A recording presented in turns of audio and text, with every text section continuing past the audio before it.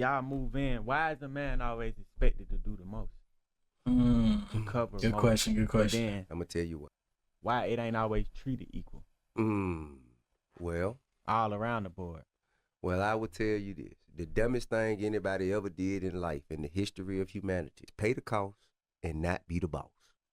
Period. I don't give a damn man, woman, or child. You dig what I'm saying? Right. Whoever is paying 100% of the bills have 100% of the say. Unless... What's good with y'all? Today we back with another video. And this is 21 Savage asks T.I. can men be happy without? And I'm just curious to kind of get in a situation and see what they talk about, because this is a very interesting topic, honestly, because I think society does push that people got to be in relationships, be with people, and it's really, I don't think it's that important to be in a relationship with somebody, and I think you really should learn how to focus on loving yourself and getting to know yourself genuinely. But let's get into this video though. Do you feel like a man can be happy without one? Without what? Without a wife? Somebody that's to go through life with. He can be happy until he fall on fucked up times. He could be happy, yeah. He gonna have a bunch of good days, because you ain't gotta make no sacrifices. You ain't gotta make no compromises with nobody. It's all about what you want. It's all about what you know what I mean? It's all about you. So you gonna be as happy as you can make yourself. You dig? However, you get to, a point of old age, something happen where you in the hospital and, you know what I mean? Your mama, you too old to be depending on your mama, expecting her. You need somebody else there, you know what I mean? And really, it ain't nobody else.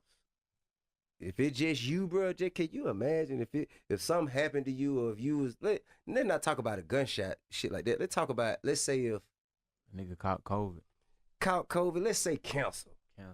Nigga can't cancer. You got to spend all that time in the motherfucking hospital.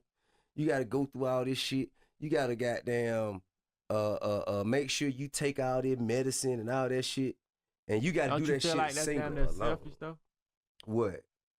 That a nigga would just want somebody because they don't want to be alone. No, it ain't just that. It's other shit too. But you asking me about being. Yeah, it's a good question. Would it be selfish for a man, just to want somebody so he don't be alone? And I think that's kind of how some people operate and act, in the sense of, I don't want to be alone, so I got to get with the first person I see, or, anything like that, because they afraid of being alone, afraid of staying alone for the rest of their life. They don't think they can find somebody else. That's not the truth, genuinely, bro. I think people, like I said, need to learn to love themselves and find their true self. And you're able to, like he said, you're going to be as happy as you're going to make it as you want it to be, in a genuine sense. Like traveling, I don't know, getting more spiritual, getting more in tune with God, and it's just generally what you make it, to be honest. If you're single and you're just wanting to be by yourself for the rest of your life, whether that's stack up money, build your income, build your wealth, for yourself. But generally, it is gonna fall on some definitely hard times if you catch cancer or something like that, because that's really gonna slow down what you were doing. Like, dang near, if you kayaking, I don't know, in the freaking Nile River or something like that, and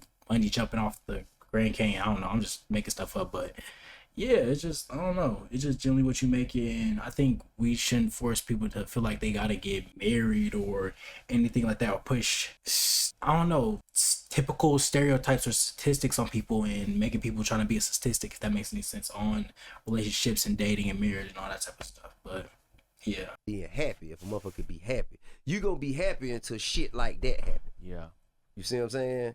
I believe in that shit. I ain't got listen, man, I love my family, I love my children, I love my wife, I love my life. You dig what I'm saying? Now, true enough, it's time where the shit get aggravating, shit get frustrating, shit make me want to feel like, man, fuck this shit.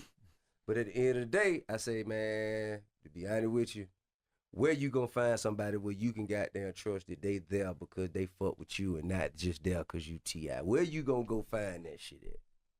Is you really, really gonna meet somebody today and be able to be all in with them, knowing that they goddamn, really there for the long haul? You gonna second guess every motherfucking step in that relationship. You gonna always wonder if you doing the right thing, the wrong thing. Every part of that is gonna be like, should I? Is it real? I'm saying that, I think that's generally with every relationship. You would think of, are they using me? What do they want from me? Do they truly love me? Like, are they cheating on me? Are they doing me dirty behind my back? Like, you know what I mean? It's just, I think that's with every single relationship, whether you're T.I., 21 Savage, the dude at Walmart, the dude at McDonald's, the dude at Pizza Hut, or the woman at, I don't know, freaking wherever you're working at. But yeah, it's just like I think that's generally how everybody feels. Like everybody got their own scares and fears when in a relationship or dealing with somebody. Of what does this person generally want, or what's the end goal to this? Because I feel like there should always be an end goal to a relationship. If you wanted to get married, there should be an end goal towards that. And really, I think that's the issue with today's society. People truly don't know what they want at times, or truly not honest with what they do, and it's a bad thing. That's all I can really say. It's a bad thing. Like that one thing I ain't never got to worry about. If I got them, I know it's real. You know what I mean? On God. Motherfucker, we don't know. Everybody done had their outs. Yeah. She done had her opportunity to get the fuck out and had my opportunity to get the fuck out. The only reason we stand is because we want to be here. Exactly. Ain't no other reason. Exactly. You know what I mean? She ain't here for the money because she got her own. I ain't here, you know what I'm saying, for the money because I got my own. We here because we want to be here. And that's something I don't know if I could find with anybody else. When do motherfuckers go half and half? Like when you meet a girl, right? Mm-hmm. Y'all move in. Why is a man always expected to do the most? To cover Good most? question. Good question. Then, I'm going to tell you what. but then, like, women have had that argument where it's like, I believe it should be equal. I don't want my words to get twisted, but why it ain't always treated equal? Well, All around the board. Well, I will tell you this. The dumbest thing anybody ever did in life in the history of humanity is pay the cost and not be the boss. Period. I don't give a damn man, woman, or child. You dig what I'm saying? Right. Whoever is paying 100% of the bills have 100% of the say, unless you're married. If you married, well then the money that you paid with is half hers anyway, so it don't matter. But in a relationship, just a girlfriend, boyfriend situation, if you don't pay all the bills, and that go for if a woman is paying 100% of the bills, or if a man is paying 100% of the bills, it ain't just it ain't exclusive to just men. Exactly. If it's a man living in a house with a woman and the woman paying all the bills, if she bring another nigga home one day, that nigga need to just goddamn go to the basement. You dig what I'm saying? Yeah. I mean, because you ain't paying your, and then like, to me, I just feel like men are supposed to be in positions of kind of like leadership. I just feel that. I want to catch that point, but the point he made previously is that I feel like generally, right, saying this right, I think he is generally fair. That's a fair statement to make. If y'all not married, boom, 100%, he paying 100%, dang there, he say whatever goes, because it's like, it's crazy. We have a thing of playing marriage while being in a relationship with somebody. You're in a relationship with somebody, but you're playing like I'm married, you know what I mean?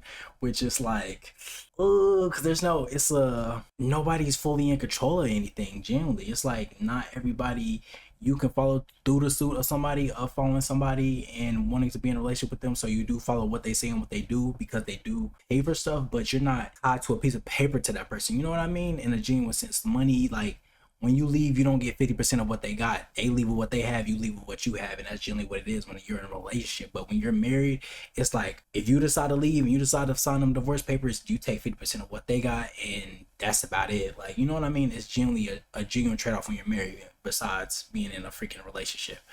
But he got a point though. I mean, not saying that the woman should be cheating, but it's like, dang, if she paying 100%, I ain't gonna lie, a dude, as a man, you truly finessing. If a girl's paying 100% and you still other house and y'all in a relationship and you still telling her what to do, I'm not gonna lie, bro, you finessing. I would say same thing with a female too. If he paying 100% and you telling him what to do, you're finessing. Like, that's just literally truly what it is. But if y'all married, it's literally just a 50-50 split. Y'all both equal at that point.